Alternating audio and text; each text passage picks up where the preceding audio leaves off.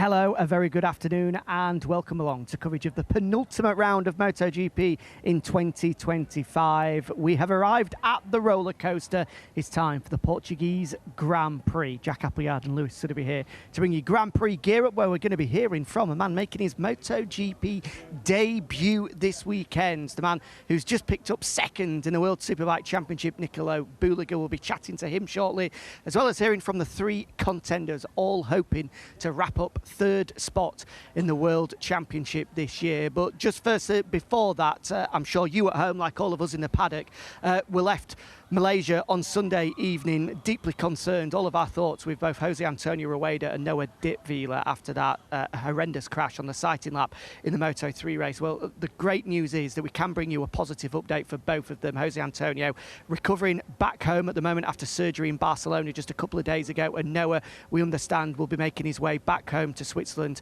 in the coming days as well. So excellent news to hear that both of them are on the mend and recovering. Of course, we continue to send our love and support to the pair of them as they recover after that big crash in Sepang. But excellent news to kick off of the weekend that the pair of them are on the mend. And we arrive here with still no Marc Marquez, no Maverick Vinales, no Jorge Martin, and just like we said in Malaysia, Lewis, it's wide open. It's so difficult to predict who are going to be the main contenders this weekend. For you, what are the names that stand out straight away? How long have you got? I mean, if you're looking at obviously previous experience here, last year's double winner Jorge Martin, as you mentioned, not here. Last couple of years, Aprilia have ran Ducati close around Portimao. It's fair to say that. Maverick Vinales won the sprint last year on the Aprilia and would have probably been second had he not had that problem on the last lap. And the year before that, we also saw Aprilia reasonably competitive in the sprint. They were pretty competitive, and then Maverick was second in the Grand Prix. So Marco Bezzecchi, with that in mind, should fancy his chances this weekend. What are you doing? We're trying to gear up for this Grand Prix. Mate, listen, Jake, if you need me to take over and have someone proper on the job... See you later. See you later, Jack. Right, anyway, back to you. So what are we talking about? Should we talk Moto2 instead? You've still got a championship to win. Yeah, this is a long shot, but we can definitely try and go for it. But the main thing is to do the best, hopefully win some more races, and put on a show for everyone. Looking forward to seeing this guy with you on the grid on Sunday. Yeah, well, it's always I'd rather see you, to be fair. I'm cooped up in the commentary box. Yeah, I know, but maybe you can just make a bit of switch of roles for once, you know. We'll work on it. Anyway, I'm much better than Jack at this job, so just if anyone wants to see me ride and present, just let me know. So yeah. Anyway, got to shoot. Cheers, Jake. There we go. As ever, entertaining Jake Dixon. As you say, he has got a World Championship Part to try of the with. five-way fight for the Moto2 World Championship, which is still going on here this weekend. That's going to be a fascinating one. But as we were, so where were we? Contenders, Aprilia have had great success here in the past. Marco Bezzecchi, on the back of a frustrating weekend for all of the Aprilias in Malaysia, will be looking to get back fighting at the front. And I think one name that's on everybody's lips, we've had 5 different winners in a row. We, of course, had back-to-back first-time winners in Fermin Aldeguer and Raul Fernandez. Everybody is speaking about this being Pedro Acosta's big opportunity. Can he do it, Lewis? We certainly can. Yeah. Whether he will. The reasons why I think people are so confident or so optimistic about Pedro Acosta this weekend, his record here is phenomenal. Won in 2021 twice, the second of which saw him win the Moto3 World Championship. He then won the opening round of the Moto2 season in 2023 on his way to the World Championship. And then in his second MotoGP start here last year, overtook Marc Marquez, overtook Pecco Bagnaia on track before they ran into each other later in the race, and ended up finishing on the podium. So there is no question this is a very strong Pedro Acosta track.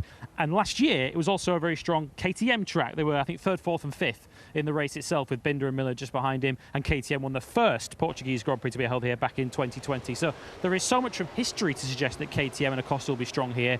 It's whether the current RC16 will quite gel with this circuit, because if it does, no question, Pedro's got the talent to convert it. Yeah, absolutely. And I think Pedro himself, he doesn't need us to tell him in the media, and I can guarantee that every television station that spoke to him today has asked the very same question of Pedro, is this the weekend? I'm sure he's just looking forward to getting on the bike tomorrow to just crack on with business. But it is a huge opportunity. We're going to hear from Pedro and the other guys all fighting to be 3rd in the World Championship shortly, so we'll go into more detail there. But it's worth mentioning, you might have seen him in the back of shot there trying to put Jake Dixon off of his presenting duties, was Miguel Oliveira. obviously goes without saying, a massive, massive weekend for Miguel. Looks like being, although I think there's still some work to be done with Aprilia with regards to a possible test rider role in the future, but certainly as a full-time rider, his final home Grand Prix, and it's a home Grand Prix. Not many people can say this. He's got such great memories of. Yeah, winner of that first Portuguese Grand Prix here at the Algarve International Circuit in 2020 when he dominated the weekend, pole position, and won the race by a considerable margin. And of course, he's been flying the Portuguese flag in MotoGP all on his own ever since he came into this Grand Prix paddock. Back in 2011 was when he made his debut in the 125 class. And of course, it's not a farewell to Portimao necessarily for him because they're on the World Superbike calendar. He'll be back here next season in his BMW World Superbike commitments. But I'm sure he'll want to go out on a high. And if you look at history as well, Yamaha, not necessarily a bad track for them. Fabio Quartararo has won here twice, so I think there's reason to suggest that Oliveira can go out on some sort of high. What that represents, whether that's a top 10 or whether it's fighting for the top 6, we'll have to see, because of course it has been a tough season for Miguel adapting to that Yamaha with Pramac. But no, there's every reason to suggest that Oliveira can be competitive here this weekend. It's a track that he's certainly been strong at in the past, even if he hasn't always had the best of luck. And he was speaking earlier today and stressed just how important qualifying is going to be for him. He knows that he can be fast around this place.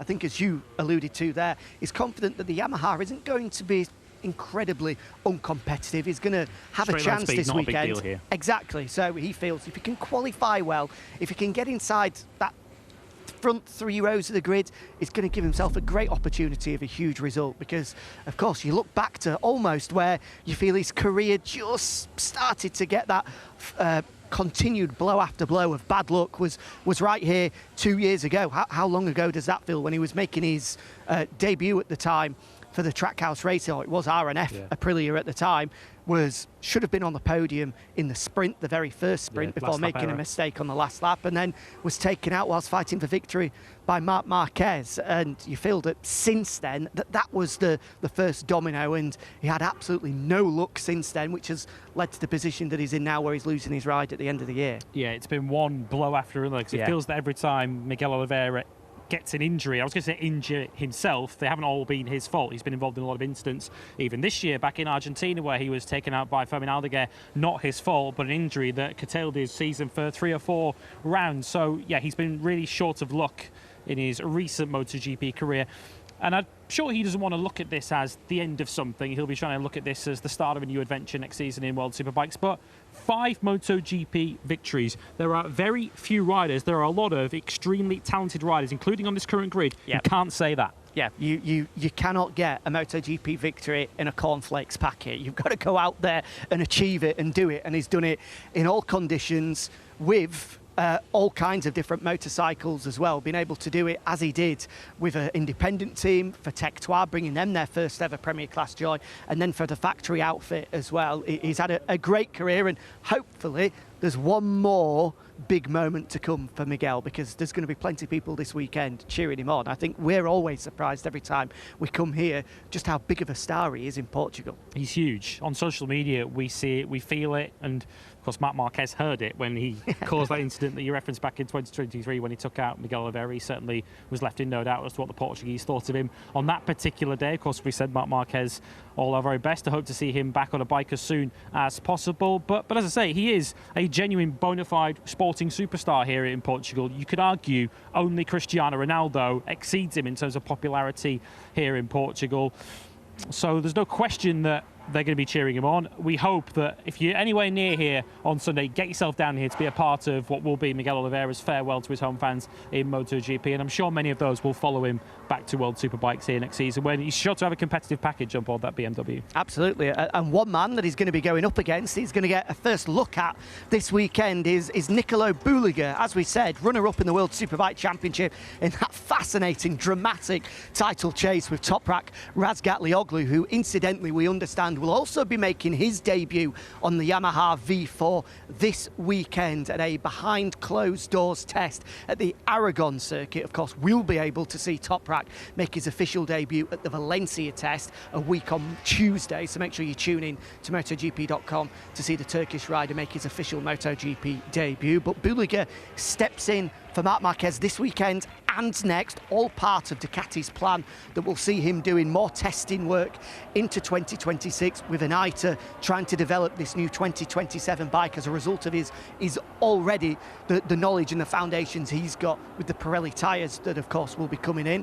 And I think everybody is fascinated to see how he's going to get on. He's had one day of testing at Jerez where there were some rumoured lap times that he was pretty quick, 0.2 of a second quicker than Pol Espargaro, but of course we don't know in testing what exactly Pol was working at, what exactly Nicolo was working at as well, but it's a huge question mark, and Ducati have always spoken so highly of Nicolo, and I think are expecting for him to pull off a bit of a surprise and be up there, maybe not fighting for victory, but certainly being inside the points and showcasing his talent. Yeah, I think if he's in the points here this weekend, points on Sunday, I would say, on that top 15, I think he's done a very solid job indeed. If he's anywhere near the top 10, then he's done an unbelievable job. In many respects, this is a shot to nothing for Nicolo Bulega this weekend. Not a lot of pressure on his shoulders. He's not necessarily talking tough in the same way that arguably Alvaro Bautista did when he rode the Ducati in Malaysia last year. Of course, we then later found out that he wasn't 100% fit. So there's no question Nicolo Bulega, phenomenal around Jerez. No, we know that. We saw recently in the final round of the World Superbike Championship, he could have pulled over and got the Gazzetta dello Sport out and still won all 3 races. He was so competitive. Around here, he did win a World Superbike race earlier in the year, and that was not easily done up against Toprak Razgatlioglu, who was so strong around here. And the journey he's been on to get to this point, because of course so much was expected of him. He came through the same junior GP class as Joan Mir and as Aaron Canet. They were a trio who all fought for the championship. Bulega beat them both to win the junior GP World Championship back in 2016 off the top of my head. So much was expected of him. Went into the VR46 team in Moto 3, and then in Moto 2 it kind of fell off a bit of a cliff for Bulega. For various reasons it didn't really work out for him in Moto 2. If you feel his career needed rebuilding, he's certainly done that in World Supersport and World Superbike, and as you alluded to at the top, there is no question that he is very highly thought of within Ducati, to the point that they are entrusting so much of the development of the new 850 bike for 2027 in his hands. We can't deny his talent, as you say, during those early years of his career in the junior programmes, and then when he moved up to Moto 3, he was hotly tipped as the next big thing, the next big Italian star to be able to fly the flag for Italy on the biggest stage, and that never worked out. And when he left the MotoGP paddock after a really poor final year in Moto 2, where I think in his last 5 starts he was outside of the points, outside of the top 20. I don't think anybody expected that he'd be on a factory Ducati in 5-6 years' time. Of course, went on to win the World Supersport Championship and has progressed since there. It clearly has matured late into his career, and he's starting to flourish now. And sometimes riders take time for that talent to be drawn out of them, but clearly it is happening now for Nicolo Bulega, and it's great to see as well. And I think a lot of people will be looking at his performances and matching it up to then saying, OK, now what can we expect from Toprak Razgatlioglu? Because we've seen in World Superbikes this year that those two have been so evenly matched. It's going to be a really great indicator to see the level of World Superbikes right now. Yeah, we've got an awful lot to thank Nicolo Bulega for. In many respects, for keeping that World Superbike Championship close this season. Let's be fair, if it wasn't for Bulega, Toprak would have won that championship 2 or 3 months ago. Yeah, it is going to be interesting to see his level. Of course, he's still pretty young in Grand Prix terms, 26 years of age, I think he is, Nicolo Bulega, which, yeah, it's not exactly young, because so many come into MotoGP as rookies in their very, very early 20s. But I wonder how he views this, whether he just views this as a chance to help Ducati, or whether he does view this as a real chance to showcase his own talents and show that he belongs potentially on the MotoGP grid. There is no question he is the white-hot favourite to win the World Superbike Championship next season, with Toprak Razgatlioglu departing, Alvaro Bautista dropping down in terms of the Ducati ladder. So there's no question he's the favourite for the championship next season. And if he then wins the championship of World Superbikes next year, does he then feel the natural next step is to go on to MotoGP? And if he is competitive and he gets the taste for it this weekend and he is able to compete against the very best in the world in MotoGP, surely that's then going to give him the taste to want to do that on a more regular basis. And of course, with all the experience he's going to have going into 2027 on that Ducati, if he's anywhere near competitive, you can understand why Ducati might have one or two thoughts of putting him on that bike full time. Yeah, in 2027, that has been spoken about, that has been rumoured. So we know riders, we know that egos always get involved. There is absolutely no doubt in my mind that Nicolo is going to look at this weekend as an opportunity to prove to everybody that wrote him off in this paddock that I have still got the potential and a talent to take on the very best in the world in MotoGP. And also, it's shop window opportunity, as you say. If he performs well, then he really does give himself a great opportunity to be on the grid in 2027. Right, let's just head down in this direction if we can. We'll spin round so we can walk down, because we are expecting to hear from Nicolo Bulega. That's why I've been looking over my right shoulder. So we'll walk down towards Ducati, and as we do, I can see the face, a slightly glum face on our sponsorship hoardings here of Pecco Bagnaia, which tells the tale, Lewis, of probably how he was feeling 2 weeks ago in Malaysia. Pecco himself, very quickly before it was deleted, put up a meme on his Instagram story. I wasn't too familiar with, but our fans in Italy will be, where it was a comedian basically singing along the lines of whatever could go wrong has gone wrong. And dearie me, it's a season which we spoke about throughout the weekend in Malaysia as being one that you could definitely write a book about. There's been so many different chapters, and Sunday Malaysia was just yet another one. Maybe the biggest case of misfortune we've seen in MotoGP, not only this season, but for many a season. A puncture robbing him of a podium finish. I cannot remember the last time we've seen that happen, and neither could Michelin sporting director Piero Taramasso as well. Poor Pecco Bagnaia. Yeah. Well, we term this racetrack as the roller coaster. That's one to tick off on your bingo chart if you're playing along at home. Pecco Bagnaia has been on a roller coaster for the last 12 months or so. It's been one extreme to the other. What I guess he'll take from Malaysia is that he wasn't slow. He was genuinely competitive, won the sprint, which is something we've only said to him on one previous occasion before that this year. And we'll never know ultimately where he would have finished in the Malaysian Grand Prix, but I think it's safe to assume it would have been somewhere on the podium. He was running in second place. He said the puncture came in on around lap 12. At that point, he was still ahead of Pedro Acosta in second place. He then very quickly fell behind him as that puncture began to slowly eat away at his competitiveness, to the point where he ended up having to park it and pull out of the Grand Prix altogether for his own safety, if nothing else. So I think if Pecco Bagnaia is looking at the glass half full, he'll feel there's every reason why he can come here at a circuit that he has won at in the past, did the double back in 2023, and feel that he can be in the fight. But of course, in the battle for third in the World Championship, it was a major blow for Pecco, because he had an opportunity to gain minimum 16 points, potentially 20 over that weekend, and he'd be in third place quite comfortably now over Marco Bezzecchi. Of course, Bezzecchi only finished 11th in the race on the Sunday, but that was enough to take him back ahead of Pecco into third in the World Championship. So Bagnaia's got a real fight on his hands if he's to book his place alongside you at the MotoGP Awards in 10 days' time. Absolutely. That, of course, on Sunday night. Make sure you do join us for that one live from the Circuit Ricardo Tormo in Valencia. Speaking of the fight for third in the World Championship, whilst we send a manhunt out to try and go find Nicolo Bulega, let's hear from the three riders in contention. As you rightly say, it is Marco Bezzecchi that holds on to third at the moment, only by a 5-point advantage over Pecco Bagnaia, and don't be ruling out Pedro Acosta as well. The Spaniard may well be 31 points adrift of Bezzecchi, but recent form shows that he is well in the fight. Let's hear from those three riders on that fight for third in the World Championship. First of all, it's super cool to be able at least to fight for it and be there. Only 2 races to go, so very happy for this. Of course, now we are in the position to fight, so we would love to try to achieve it, and will be a tough battle because Pecco is super strong, Pedro is also super strong, but I'm also quite strong, so hopefully we can try to fight till the end. The target is that one, the objective is that one, and we just need to be focused on that. We know that Betts is doing a very good progression, and also Pedro, so it will be important to try to start again from this weekend with positive results. I think I still quite far. I see 31 points, I think. I don't really think about, let's see what is going on after Portugal, and let's see at the end. I think I'm making a better season compared last year for this. Let's see what is going on. Malaysia was a tough weekend, as you said. So hopefully here we can try to bounce back and try to be back fighting for the good positions in the front, try to have good battles with the top guys, and have fun as well. honestly, I will wait till Friday to understand the situation. But it's a good track.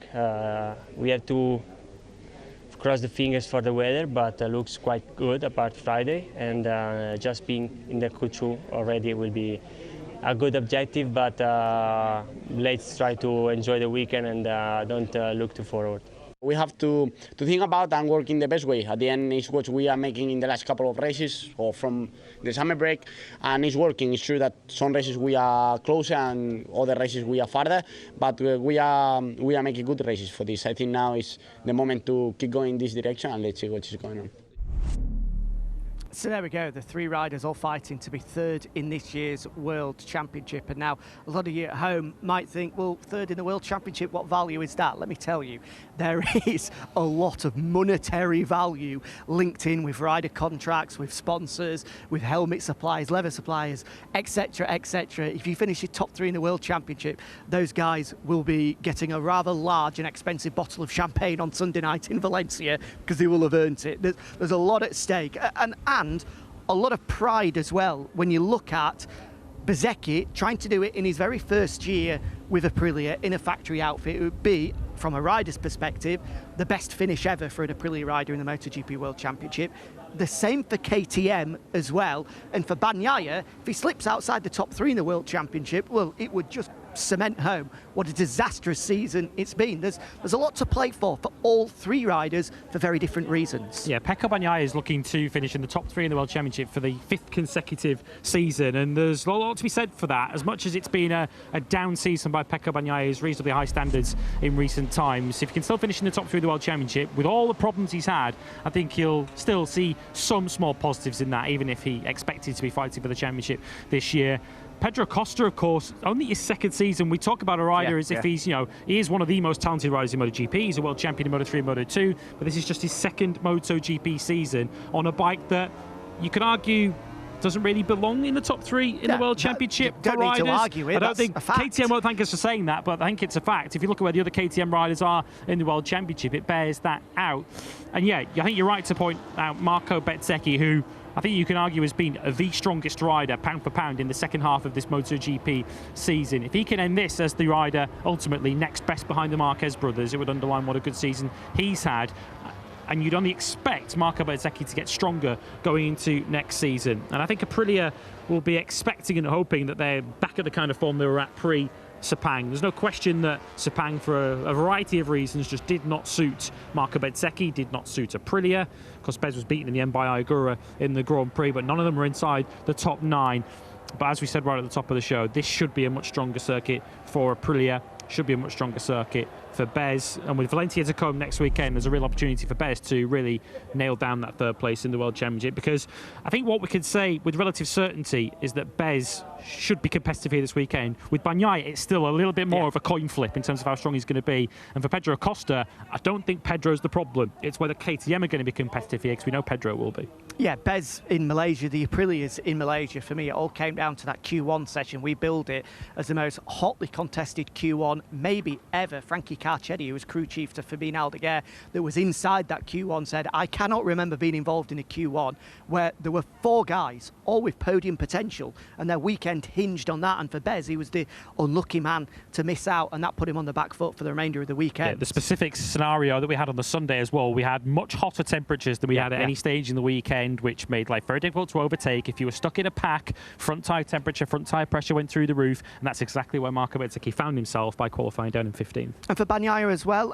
I've got more confidence than I had previously that he's managed to find a more consistent level now. We've seen small steps taken. He managed to find a balance, although he crashed out in the Australian Grand Prix. Of course, we can't forget victorious in the sprint in Malaysia, and quite comfortably so as well, and would have been on the podium if it wasn't for that freak incident. And then suddenly you're looking at Malaysia as being an incredibly positive weekend to round off what was the ultimate up and down flyaway campaign, from double victory in Japan to being absolutely nowhere in both Indonesia and Australia to then suddenly been back up taking victories in Malaysia. But I do think he's managed to find that level now where we should see Bagnaia at least consistently his fighting floor is for a the lot higher podium. now than it was in the last few Exactly. I don't think we'll see him struggling for any feeling whatsoever and being outside of the top 10 like we did at a couple of those flyaways. And yeah, the big question for Pedro Acosta is that KTM ready to push him all the way. And 15 minutes of qualifying too, I think, is where it so often is won and lost in 2025 for Pedro Acosta.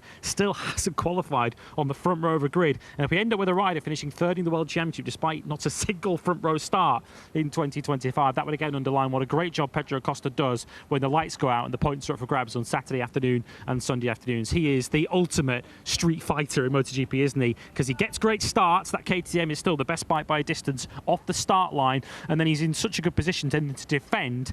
And certainly you'd look at MotoGP nowadays and say that no one defends better than Pedro Acosta. Absolutely. If you've been uber critical though, potentially half of the reason he's not been on the front row is this year, because we have seen continued mistakes in those big moments in Q2. Again, another crash in qualifying at Malaysia cost him the chance of being on the front row. In the end, managed to salvage. He was the favourite, wasn't he, going into Q2? He was. He did manage to salvage a second row spot, but so often he's having to salvage something. He's having to dig deep, be out on the second bike, be out on a crashed bike, when he really has the potential to be settling in and fighting for the front row. One man we've not mentioned, which we should do as we look down towards the Gresini Ducati concern, is the man who last time out wrapped up officially second in the World Championship, that being the number 73 of Alex Marquez. He was emotional on Saturday, and rightly so, as he finally started to come to terms. That realisation kicked in that both him and his brother were first and second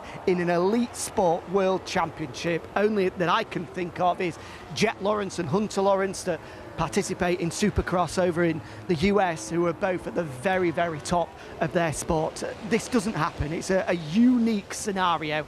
And for Alex to have done that, his best ever season, wrapped up with victory on Sunday, he is flying high, and quite alarmingly, maybe for everyone else, which potentially could have him down as favourite for this weekend, he now says he can ride free. He can ride with a smile. And a relaxed rider, a happy rider, is always, Lewis, a fast rider. Well, the first occasion we saw him genuinely riding with freedom was the Sunday in Malaysia. He won the Grand Prix and looked like he had it under control. Of course, we'll never know, puncture or not, whether Pecco Bagnaia could have challenged him late on, but it kind of had a feeling of Alex Marquez doing what he had to do, just managing the gap, and he seems to have that one under control. His record on a Honda here was very, very good. 2021, the Algarve Grand Prix, he was just off the podium and might have been on the podium had we not had that late red flag. So he likes this circuit too. As you say, pressure completely released from his shoulders. He can now just go out there and race for enjoyment in these final two Grand Prix. Yeah, Alex Marquez looks like a rider who could and should fight for Grand Prix victory this weekend. It's what I love about these final Grand Prix. Of course, we wish Marc Marquez was here. Don't make us any wrong about that. We wish Marc Marquez was here, but in his absence, it is so open, and all 5 manufacturers will come here thinking that if we ace this weekend, if we nail every session, then we could potentially pick up a big result. Including Honda, who were back on the podium once again. Joan Mir proving that Japan wasn't a fluke. That's 2 podiums in the Grand Prix setting in the last 4 events for Honda, truly cementing what we've been saying since the summer break, that bike has taken a huge step forward, and Honda are legitimate contenders now. Joan Mir in particular rode magnificently as he goes past us on his scooter heading towards the press conference, which will be starting shortly. As a result, because of their success, now in real danger of losing those concessions going into next year. We'll explain what that will involve throughout the course of the weekend, because it will have big repercussions for Honda. But right now, they're not bothered about that. They're bothered about going out and trying to back up the success that they've had recently. Yeah, 19 points in the Constructors' Championship across their 4 riders in the last 2 Grand Prix weekends is going to be enough. So 2 top 6 finishes, and Honda lose that extra level of concessions that they have.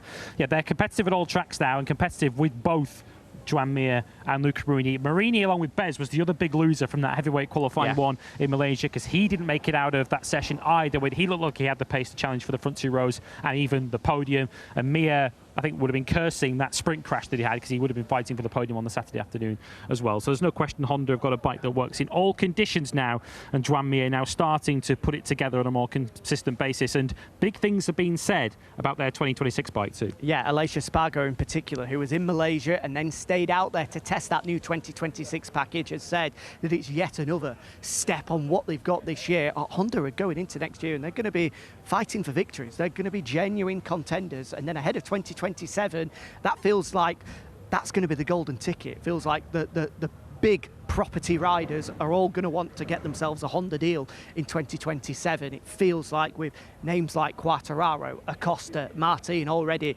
been mentioned, but that's all to come over the winter break. So much to talk about. Let's see what Joan Mir and Honda can do this weekend. He, of course, is in this press conference off the back of that podium at the Malaysian Grand Prix. He will be joined there by our Malaysian Grand Prix winner, the man that has wrapped up second in the World Championship, Alex Marquez, and, of course, the home hero, Miguel Oliveira. Those three, as ever, alongside our very own Matt Burt.